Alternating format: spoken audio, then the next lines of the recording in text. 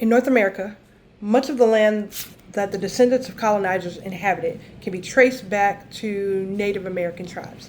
Although the country has diminished the amount of land that natives still occupy exponentially, there are places that the tribes revere that today have become the center of bureaucratic conflict. One of the most recognizable monuments in the United States, and that is one of a monumental amount of controversy, is the Mount Rushmore National Memorial in the Black Hills of South Dakota. Mount Rushmore famously portrays the bust of four renowned presidents: Theodore Roosevelt, Thomas Jefferson, Abraham Lincoln, and George Washington. The faces are etched into the side of the Black Hills Mountains, each being 60 feet tall.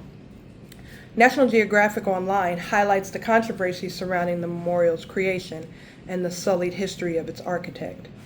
The Black Hills are sacred grounds for multiple tribes of Native Americans, including the Sioux Nation, Cheyenne, Arapaho, and Lakota tribes.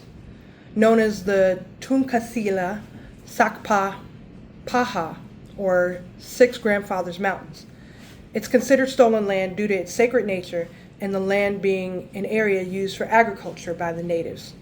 The United States signed the Treaty of Fort Laramie in 1868, which gave the Lakota tribe use of the area, then a decade later broke the treaty. The Lakota tribe would fight for the government for land rights well into the 20th century unsuccessfully. The monument is named after Charles E. Rushmore, who in 1864 sought to mine the mountain range. During the early 1940s, the memorial was completed by hand of 400 miners who were under the leadership of Gutzon Borglum. Borglum was known for many works, including a sculpture of the bust of Abraham Lincoln, which sat at the United States Capitol, the beginning of the construction of the Confederate Memorial of Stone Mountain in Georgia, and a bronze sculpture of the mayors of Diomedes, which is housed at the Metropolitan Museum of Art. He was found to have ties with the Ku Klux Klan, who helped fund the Georgia Project. And due to his inability to agree with the Stone Mountain Memorial Association and their dislike of his ego, he was fired and decided to destroy his models of Stone Mountain. He fled the state of Georgia in 1925 and decided to work on Mount Rushmore in the same year. However, he changed the project from highlighting American excellence to highlighting the four influential presidents who were responsible for the expansion of the United States. The United States utilized the land of the Black Hills to attract new motorists during the early 20th century. They encouraged motorists to tour the area via the brand new Needles Highway, which was built to showcase the Black Hills granite formations.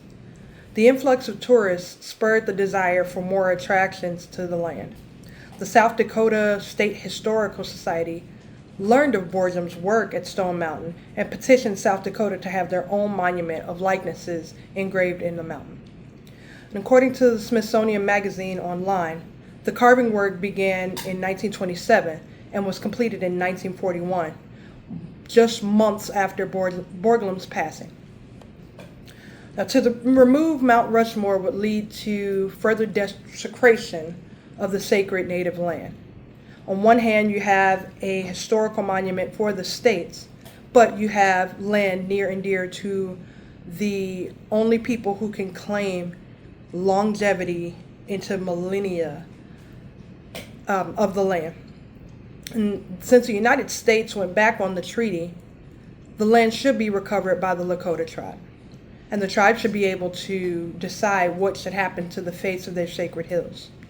If the lands were rightly returned to the Lakota and they decided to end the upkeep of the faces, it is justified, so no more damage can be done.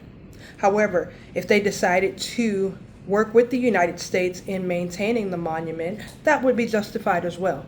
My stance is that the land is sacred to them, the land is sacred to the native peoples, and that is the deciding factor in why it should be returned and why the United States should have no say in what happens after the returning of the monument.